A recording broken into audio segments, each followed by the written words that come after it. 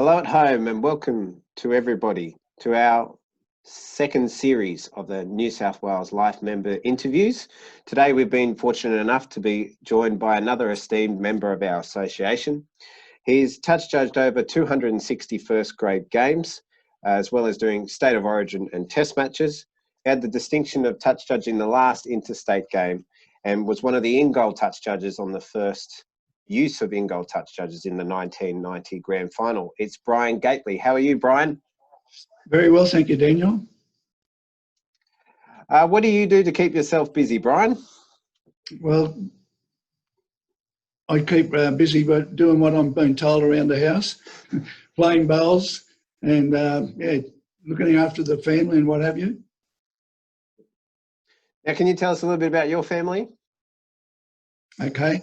There's on the left is young as Greg, is our son. He was born in 29th of July, 75. Catherine, she was born 31 up in Griffith. Bernadette was born in Griffith in 1969 rather. And there's Jennifer, was born on Melbourne Cup Day, 1967.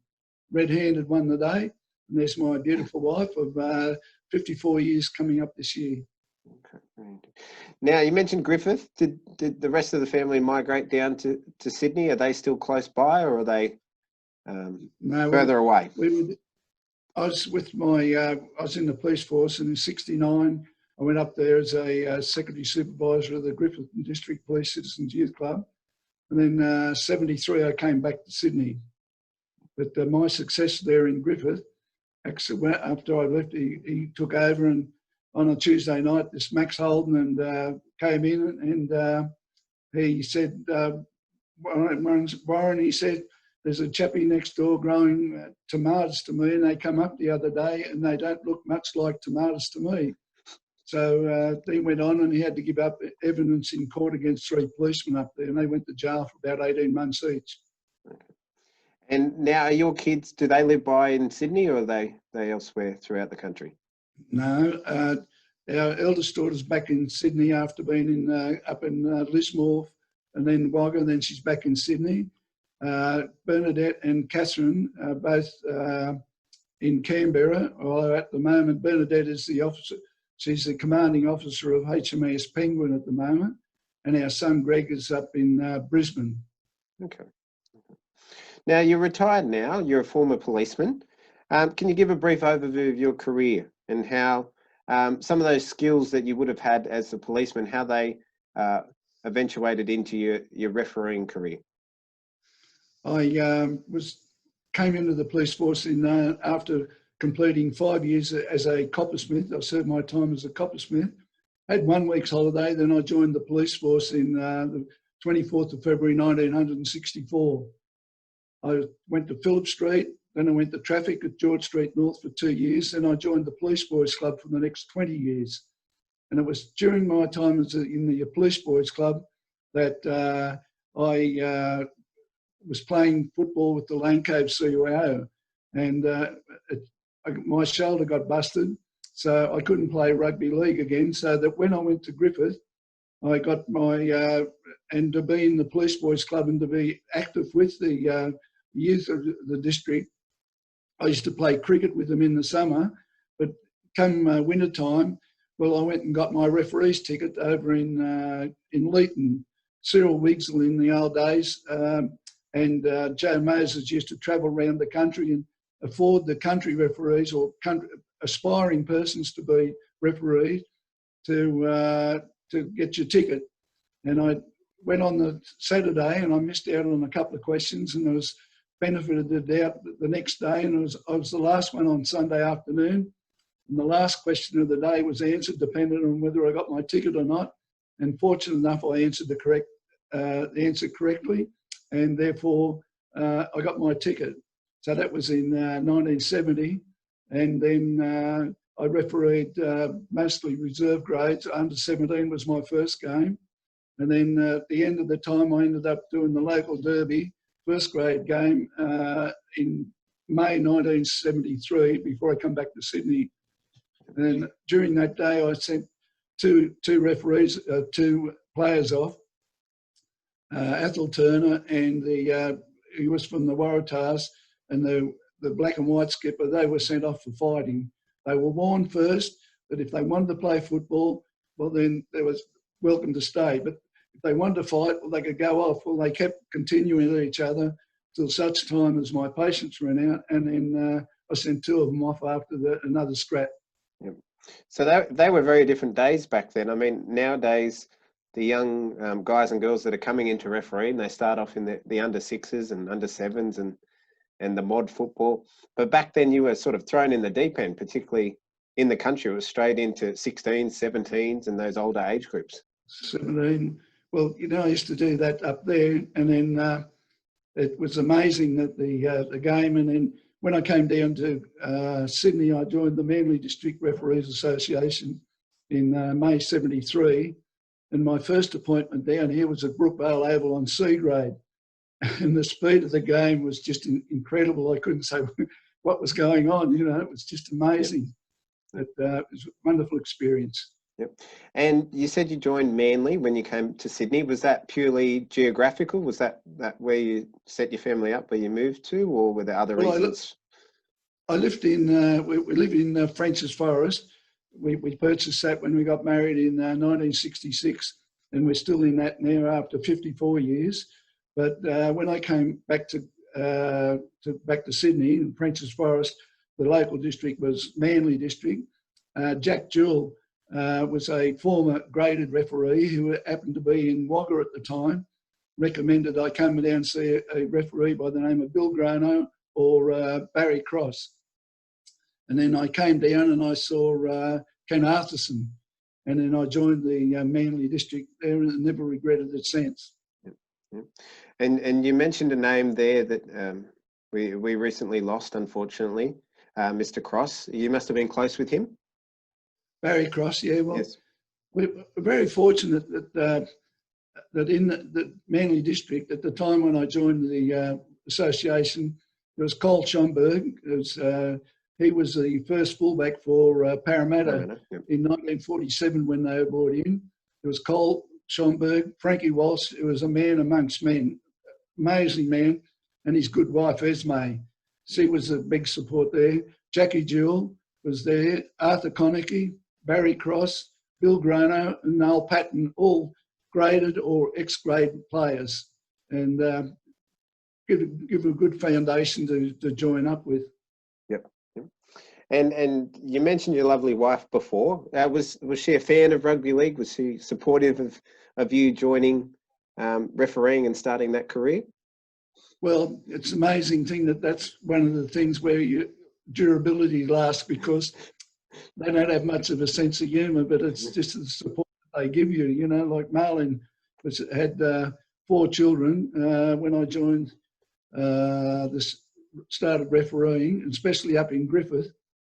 You'd travel from Griffith out to TL United, or you'd travel to West Wyland, or the closest game of the week was out at Yenda, which was about 21 miles away, and you used to get 20 cents a mile. So that wasn't a very good cop to take if you were looking for money. Yep. Now, you were graded in 1976 as member number 667. What are your memories of this time in your career? Well, I remember that I tried for grade in 1974, 75, and lucky enough to get graded in 1976. It was a trial and error. I was a chappie come on. I got graded it when I was 33 years of age, which is probably sometimes a little bit considered over the post to get in there now. But 33 I was when I got graded. Yep.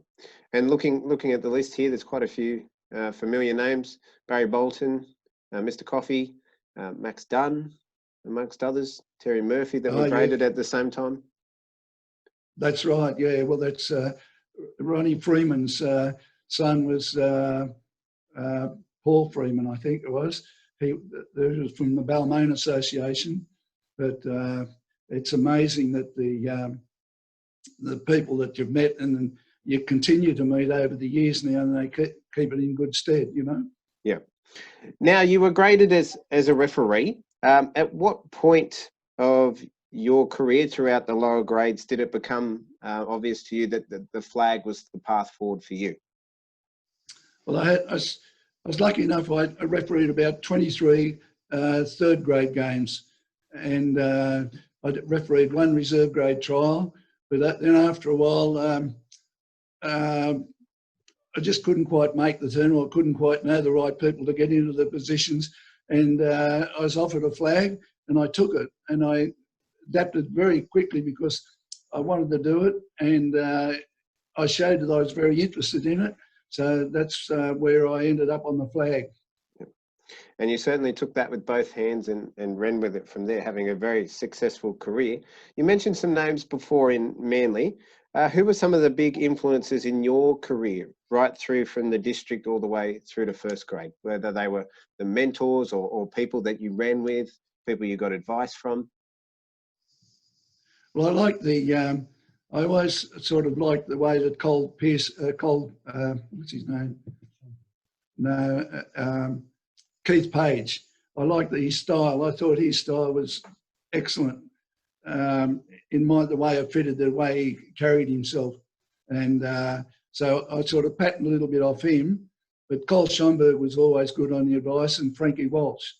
Frank was the sort of a person that he'd make you feel that you're the only person in the whole world that had a problem. Like his mother was elderly and was in sort of very need of medical attention. His wife wasn't well. His daughters were sort of they were a little bit on the other side. So, but Frank would make you feel that you're the only person in the whole world that your problem was the most important. Now, you ran in a time of some great touch judges. This is a bit of a question without notice. Who were some of the names that you enjoyed running with the most? The camaraderie that you built with? I used to like with Ian McColl and with Georgie Benson, Sir George. And why was that? Well, when I first came to grade, first grade line was in 1980 at North Sydney Oval. I think it was Balmain and North Sydney. Yep. And I was there, and I just happened that the referee blew the whistle for a penalty. And I turned around for a minute and I come back, and the next minute I look and there's a brawl going on. I learned a very important lesson. Don't ever take your eyes off the ball or the players. So that was there at North Sydney Oval. Yep. And you mentioned you enjoyed running with Ian McCall, another stalwart of the association. Yes, he was the president for some time, but he was fantastic in this respect, that he always had a sense of humour. And we were out at the cricket ground there one day at one of the matches, and he said, "Don't run too fast. We'll just sort of get, So I'm just taking my time. I look over, and he's back at the halfway mark. I think he dudded me on that one." I think that's a good time tie in. I was going to ask you this question later, but you received throughout your career on the lighter side the nickname Jumpstart. Can you fill us in a little bit about that? Well, I think it's people's jealousy came in because I had quick reflexes, and I always listened to what the person was doing and what they were going to try and get across. And as soon as it was there, I was off. But I still had to run the same distance as everyone else. And, I think they're a little bit jealous because they had quick reflexes. Now, we'll touch back on your first grade debut in a moment at North Sydney Oval. How did you find going through grade and then in first grade, the balance between working as a policeman during the week and keeping up with the training and the travel and the games? Well, I was very fortunate in the fact that being in the Police Boys Club, when I came back from Griffith, I was sent to Hornsby Police Boys Club. Bearing in mind that club was opened in July 1978, and I was the fifth person there to run the club in 1973. So you can imagine that it wasn't the most easiest places to run. And the comment was made that they'd gone through more secondary supervisors or more policemen there than what had happened out at than the committee persons. So anyhow, I was there 3 months, and I took the committee on. And fortunate, I won the vote 13-10. So I didn't ask for anybody for their keys back. But what I did do was put an extra lock on them and just restricted the key to that I didn't want them to go into. Yep. So being in the Police Boys Club, I used to referee on a Wednesday morning at the Catholic Kills down here at Reserve Park down here in Manly. I used to referee the police games. I refereed the MCC games during the week. And then I had my own appointments at the weekend with grade. So I was kept pretty busy with that, but it was due to the fact that being in the Police Boys Club and being in with youth activities and what have you, that you practice what you preached. You kept yourself busy. Yep. So they were fairly flexible and understanding, but at the same time, you gave back all the time that you were away. You'd give that back. Exactly right. It was you still had to do the work. The work didn't get done itself. So what you missed out on when you were away, you made up when you were back. Yep. People were saying, "Oh, you got paid for what you did." But the fact of the matter was, I got paid for 40 hours. I didn't get paid for 60 or 70 hours a week. Many a times after a big function, I had to clean up the hall, which was a pretty big hall up in Hornsby, on your own. And you lifted big, heavy chairs. So they weren't around there to do that. But never mind. Yep. That was part of the price and what you did. Yep. Now, you mentioned before your first grade debut came in round 6 of 1980. It was the match between Norths and Balmain here at North Sydney Oval. I've got the grandstand behind me. The referee was Barry Bradstock, and George Benson was the other touch judge. You mentioned one story, but what are your memories of firstly being informed of the appointment the week leading up to it, and then the game itself? Well, I was very excited that I'd sort of kicked the goal because it's everybody's ambition to get to the top, and or near enough there to her. But the fact of the matter is that you bought the paper on a Tuesday morning, hoping to see that your name would be in there. And there, surprise, surprise, there was my name with Barry Bradstock, who was a fantastic bloke, Barry. And his son, he was also, later on, he was a policeman in the dog squad, actually, looking after canines. Okay. But it was a tremendous occasion. Now, did you get any word of that in the weeks leading up? Did it come as a total surprise, or you'd been going quite well and there was talk at the time? No, well, unfortunately, there was a bit of an incident the week before where a touch judge, I think it was Bobby Garwood and Johnny Kelly, one flag went up and one flag went down. And the person that the flag went down was, one got it right and one got it wrong. But the fact of the matter was, poor old Johnny Kelly got dropped as a result thereof. I think it was Anzac Day fixture. So therefore, in those days, if you made a mistake, you didn't buy the paper on Tuesday morning to see your name in the top grade. So unfortunately for John, he went down and I came into first grade on that match. Now, it doesn't take long for you to establish yourself and then start to receive some representative appointments in the top grade.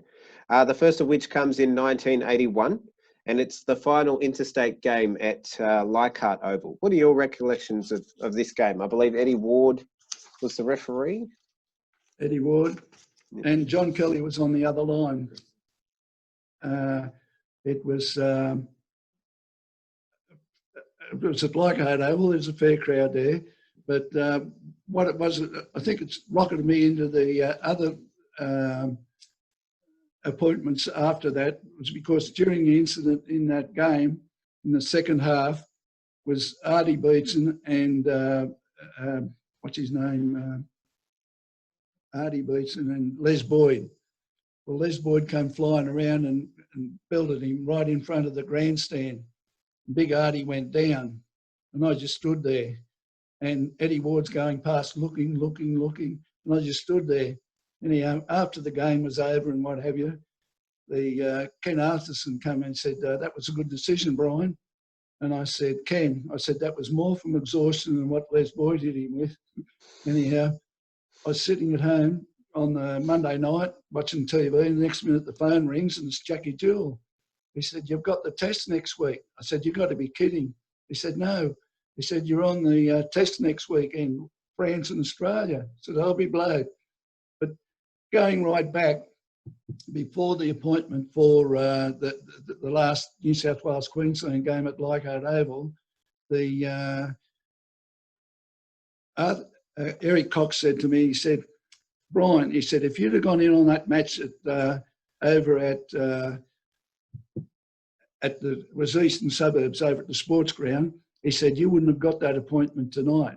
So it was one punch, which I didn't think was very much anyway. So I didn't bother going in, but there it was, that out of that, from there, from the grade into the New South Wales game, and then later going up to the fourth touch judge to go out of Sydney up to Lang Park, which was a fantastic experience in that respect, to experience under the conditions in the cauldron. And after the game, I was in the shower room, and it was a quite antiquated place. The building was sort of, you walked through the licence club into the referee's room, which sort of had a louvered door, a louvered window in the showers. And I was looking out at Frank Hyde interviewing somebody, and the next minute the referees come in and with an ice bucket and tipped it all over me, and they said, welcome to Lang Park. And that was the initiation to going up there. Because it was an interesting time in rugby league, because although this was the last interstate game in 81, there had been state of origin games played that year and the year prior as well. There was a bit of an overlap there for a while. There was. Well, so I think 1980, Max Tomset went up to Brisbane and refereed there. I went up with Frank Walsh. We went up and had a look at one of the matches, and then I slept in the room with Ian McColl, and I got up in the next morning and jumped in a taxi and went straight back and got back into Sydney to go to work. But that was the introduction to Lang Park. But actually being out on the line out there was unbelievable. So before that state of origin, you mentioned you probably got a kick along from that interstate game into this test match in 1981. France versus Australia at the SCG. The referee was from New Zealand, Kevin Steele. This must have been a real highlight for you, particularly being at the home of rugby league, the SCG, such early on in your career too. Well, it was fantastic, because when I was up in the country, you'd go to TL United out at Tullabajil, or you'd go to some of the other places, and you'd get out there and there'd be sheep droppings on the pitch. And you'd be running up and down the line thinking what it would be like to be at the Sydney Cricket Ground. And then to be actually go up to be at the Sydney Cricket Ground, you think of the sheep farm up at a TL United, you know. Yep. So it was an unbelievable experience. So with no disrespect to the former interstate series, the real deal begins to take shape in 1982, and you receive your first official state of origin appointment as a touch judge at Lang Park, as you mentioned before. Can you tell us a little bit more about the week leading up to it, how your view on the experience of the cauldron, particularly being at Lang Park rather than being at Sydney for a state of origin, and the game itself? I think it was Barry Gomersall's first game as a state of origin referee as well. Yes, well, I went up there to expect to see Eddie Ward in the centre, but it was Barry Gomersall, and David Manson was on the other line. Yes. And it was unbelievable, the match and the speed. And there was a bit of an incident in there where New South Wales had the ball and they were running, and there was a bit of an altercation in the middle of the field, and I came over, and Gomersall sort of came back towards me, and I told him to bugger off because I'd had it, you know. And it was the only time New South Wales scored. So that was a bit of intrigue in it. Yeah. Now, did you get... that overall experience was fantastic. Was this something you got to share with your family? Did anyone get to travel up with you? No. It was only my wife, Marlene, was working. Well, no, she was working, and then the kids are at school and what have you. So somebody had to keep the home fires burning. Yep. But it's amazing that Lang Park, the outfield was just covered in red and gold. 4X beer cans. It's unbelievable. But yeah, it's interesting to know that the Lang Park was actually on reclaimed cemetery in the old days, so to provide sporting facilities for the recipients of it. And from those humbling beginnings in Griffiths, I suppose it was another really important milestone and significant achievement for not just you, but your family as well. Well, it was the fact of the matter is that you persevered with the good and the bad. You know, you get your high times and you enjoy them, but then you have your low ones. So you just got to take the good with the bad. You certainly do. Now, in 1983, you were appointed to the grand final of the KB Midweek Cup between Manly and Cronulla. I believe the referee was Barry Barnes. Yep, Barry Barnes was the referee, and I think Peter Longhurst was on the other line. This would have been a nice feather in your cap. It was. It was most unexpected.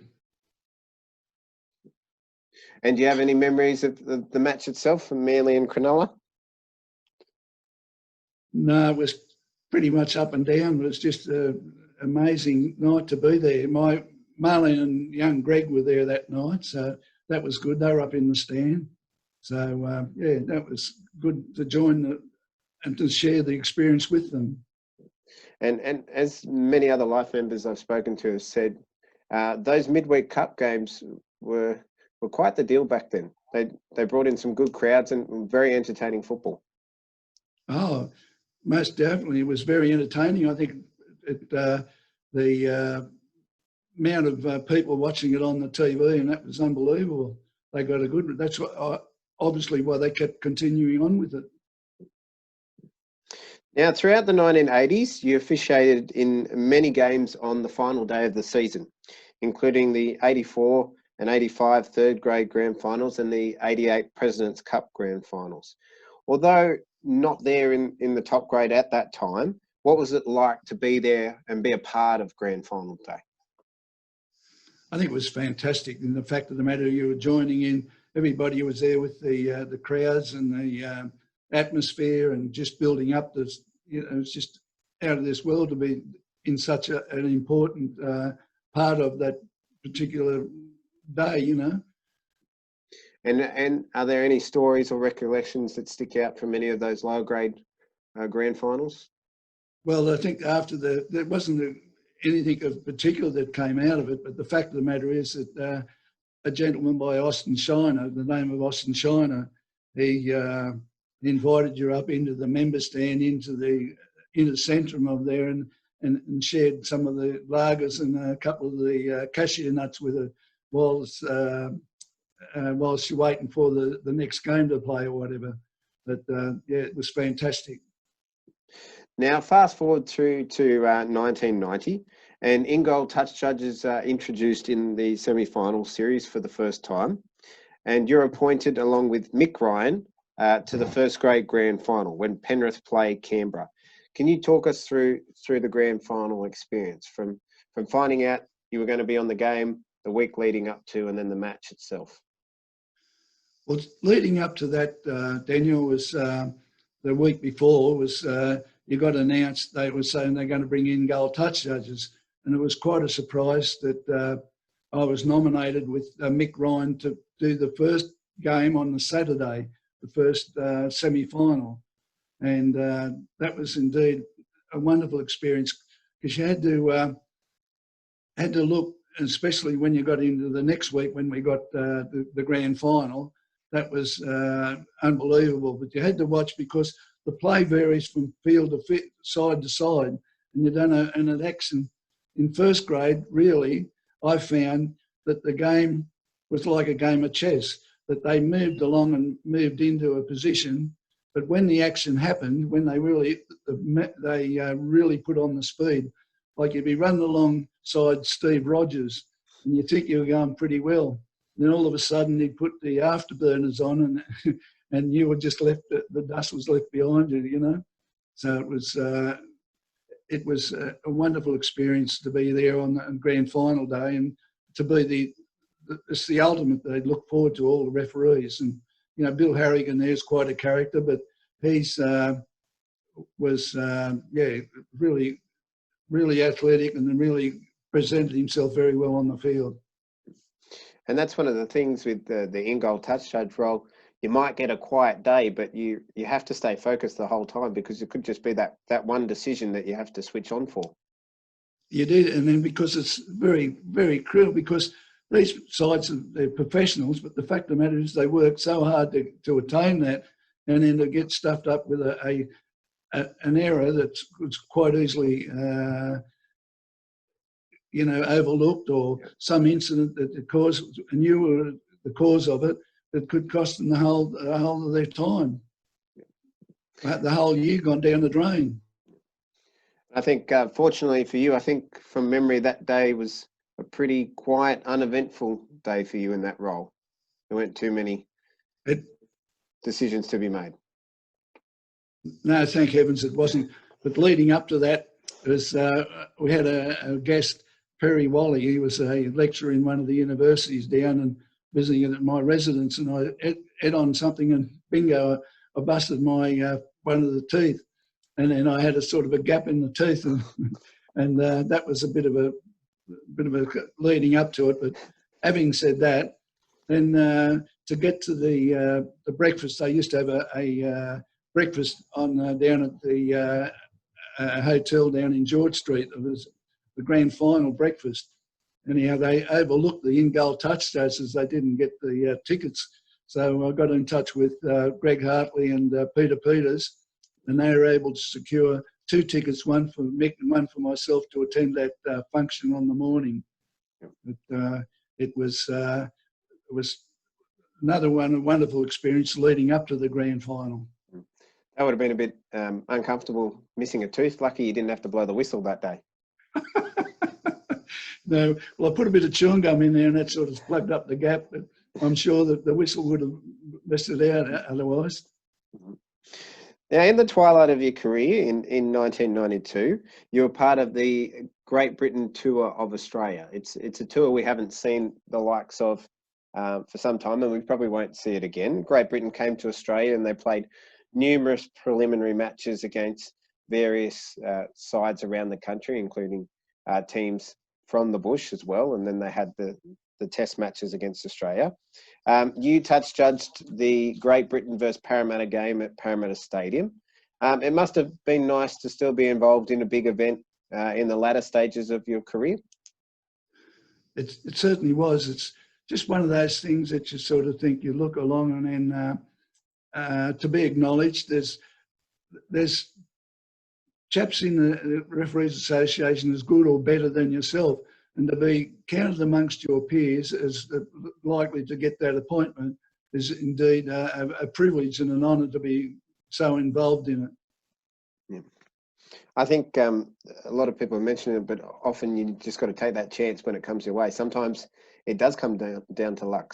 So many people are so very capable, and it's a split-hair decision. You just got to take it and run with it.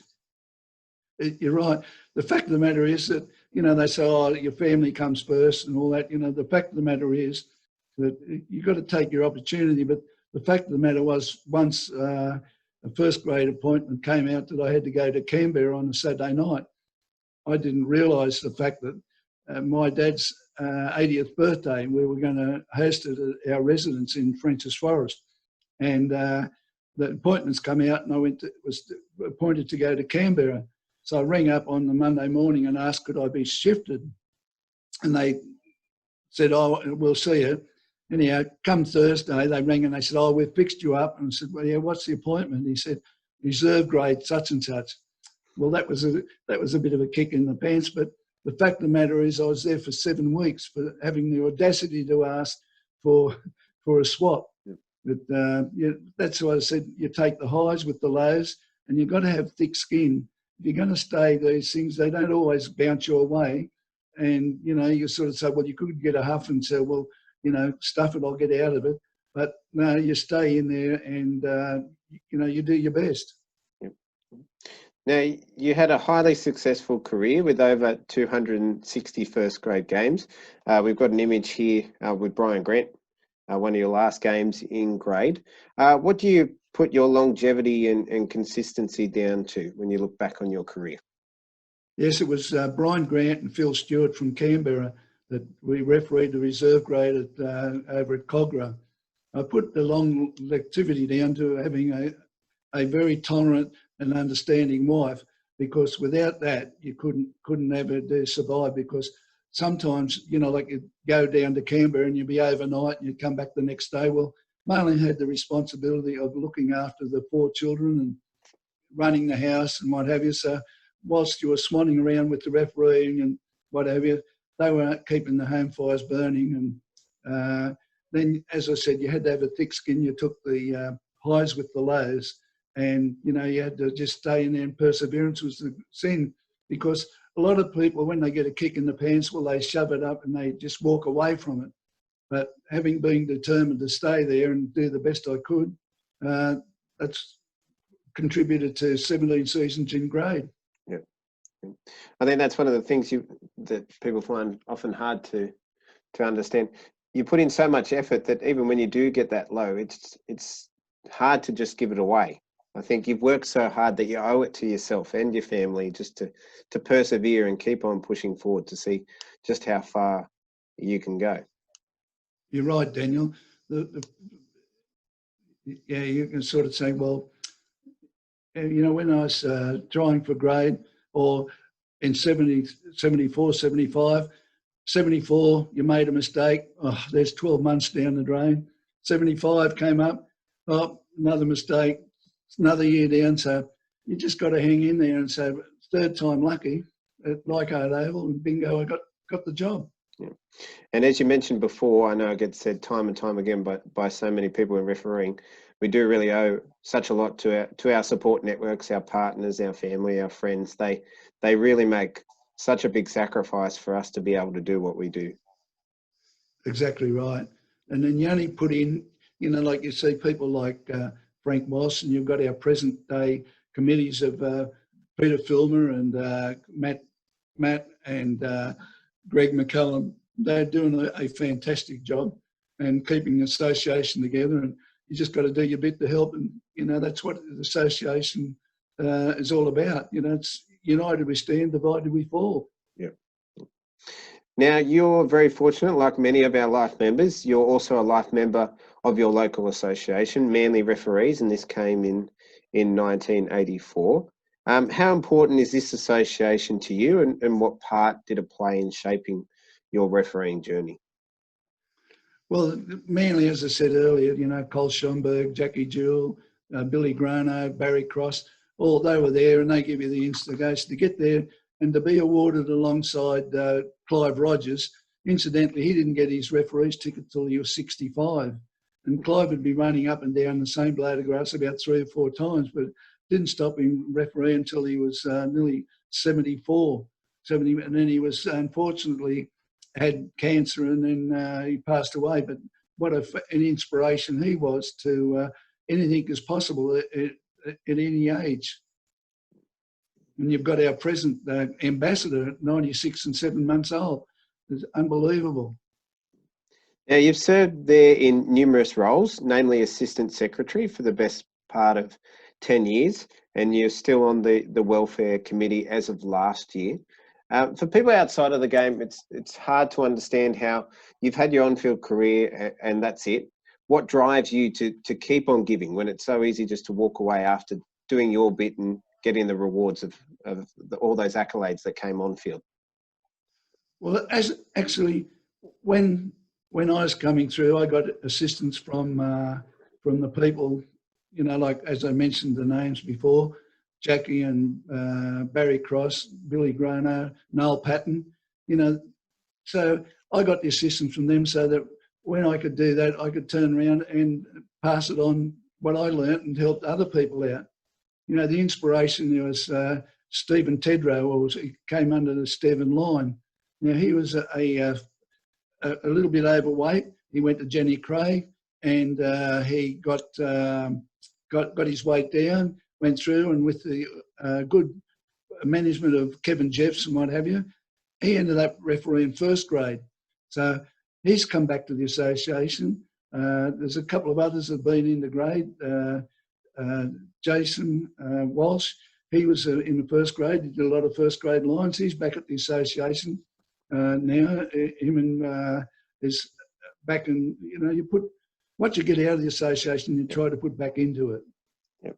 I think it's like an ongoing cycle, and I feel that we often feel it's our due diligence or our responsibility to give back to where we've come from. That's exactly right. If you look at the photos of the life members of the Manly district, you got Jason Moss, Phil Brien, Barry Cross, Mark Pryke and Eddie Flippins. Eddie was a referee from Balmain that came over in the amount of time, and he's still very active in, he's an actual vice chairman of our association, Manly District Association. Mark Pryke, he's actually gone over to soccer at the moment, but he refereed or umpired sailing events worldwide because poor old Barry passed on last month. And then Phil Brown, he's a junior person out there. He's unbelievable. And then you've got Barry Cripps there. He was a former graded member of the association. And he gave the Barry Cripps Hydro Pumps Award for the best referee in Manly Referees District. And then one of the last games I did with Frankie Leonard, he was a fantastic person, or he is a fantastic person. We went up to Darwin in 1992. It was one of about the last trips I did away. And in Darwin, it's pretty hot up there, but it was winter time down here in July. And Frank and I went for a swim, and everybody scratching their head and say, "What are those silly buggers doing in the swimming pool?" But yeah, so that was Frank. But he was a fantastic secretary as well. He did a lot of hard, and he's still doing a lot of work behind the scenes. Now, you attained life membership with the New South Wales Referees in 1992. What are your memories of receiving life membership in your blazer, and what did that recognition mean to you at the time, and I suppose it still does now? Well, I was fortunate enough, along with Kevin Roberts and myself, received it on that night. It was unbelievable that they get to come alongside some of the members that have been graded. You sort of think, well, Charlie York, back in 1900 and whatever, getting the life members, and then you see some of the, like, as I mentioned, Cyril Wigsell, Joe Moses, all those guys, and you join a very select group of persons, and the honour was unbelievable. Marlene and my dad was there on that night, and it was just amazing to get that recognition and to receive the honour, which is very few have done, because if you look in the 100-odd years of the association, there's only been I was the 126th member of the association to get life member. This is my number there. And Kevin Roberts was 127. So in all that aspects of the game, that feel very honoured to be amongst that very high, fantastic mob of persons. Yeah, you've certainly joined esteemed company as being a life member of our association. Now, two major events that you've had a big hand in are the Brooklyn Bash and the Association Lawn Bowls Day. They're particularly important events on our social calendar. What has been your involvement in these over the years?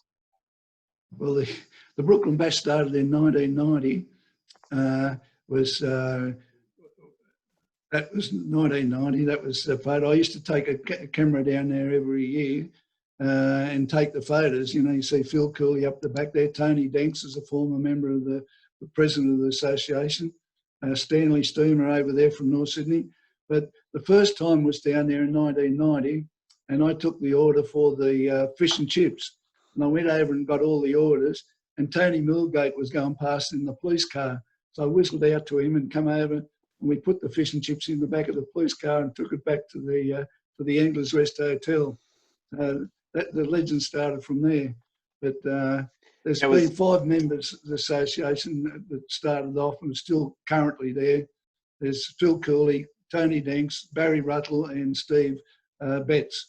And I think I've only missed about 1 or 2 because I was overseas at the time. But every other time And last year was the 30th Brooklyn Bash. Last year, 2019.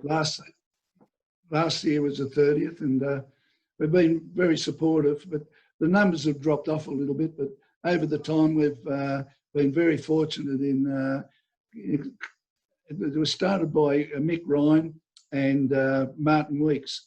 They were going up to Newcastle for a game, and I'm sure the conversation went that we could go there and enjoy a drink one day.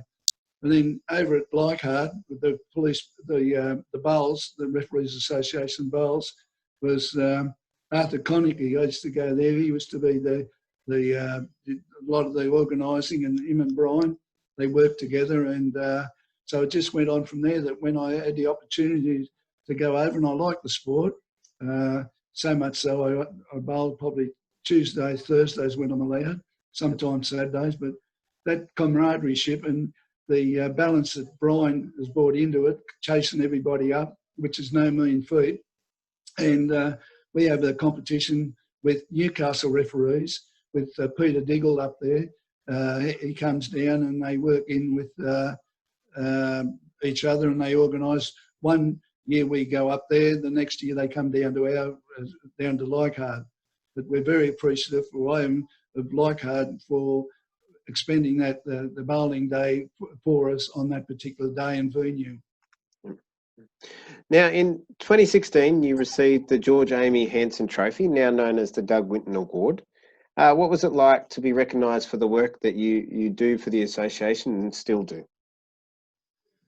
Well, it's one of those things where, having looked at all the people, I just been a member. I've been supported along the line. I do attend meetings, help out where I can, help with the Bowls Day or the down at the Brooklyn Bash. But to get that was unbelievable. It was just coming out of the left field. I think probably I was the last man standing, I think, at the end of the day when I got the award. I think you're being a bit modest there, Brien. I think it was thoroughly deserved. Thank you, Daniel. So it was definitely a highlight of yours?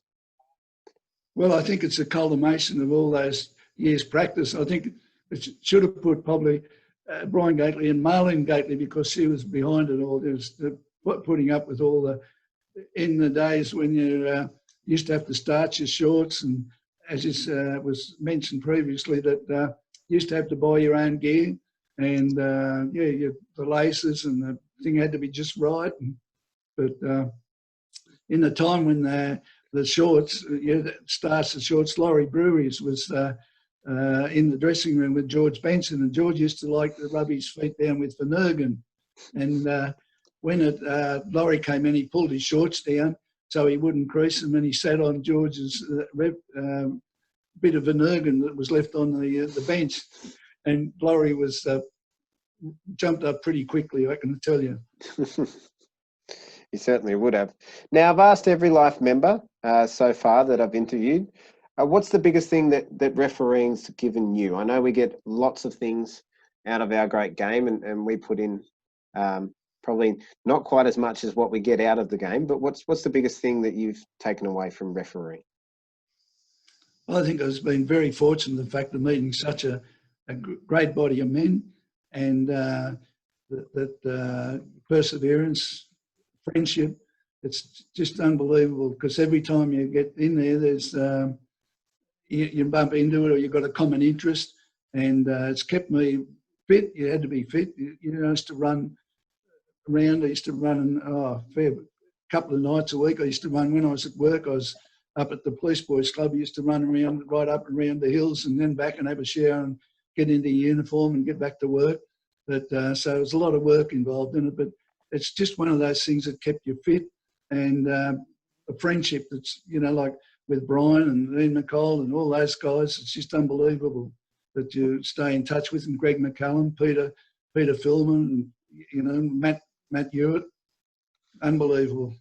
I think the Life Members Luncheon typifies that. People can go up to a year without seeing each other, but the minute they grab a drink and have a yarn, there's so many stories to be told, and it's like they've seen them yesterday. Well, you're right there, Daniel, because the shirts seem they don't fit anymore, and the shape, and you don't recognise some of the people half the time. But you've got to ask them what's their name. No, it's not quite that bad, but people do change over the years, and Yeah. Now we'll finish off with our fast five. Something a bit fun to finish off. What's your signature dish if you were to cook? It's curried prawns and rice. Okay. What's your favourite holiday destination? Well, travelling the world, actually, I've been very fortunate in the fact that we've been nearly every continent on God's earth, and but I'd pick out Lourdes in France as one of the best places. Okay. It's more religious significance. And have you been to Europe multiple times, or is it just the one journey there? No, we've toured right around. We've been through.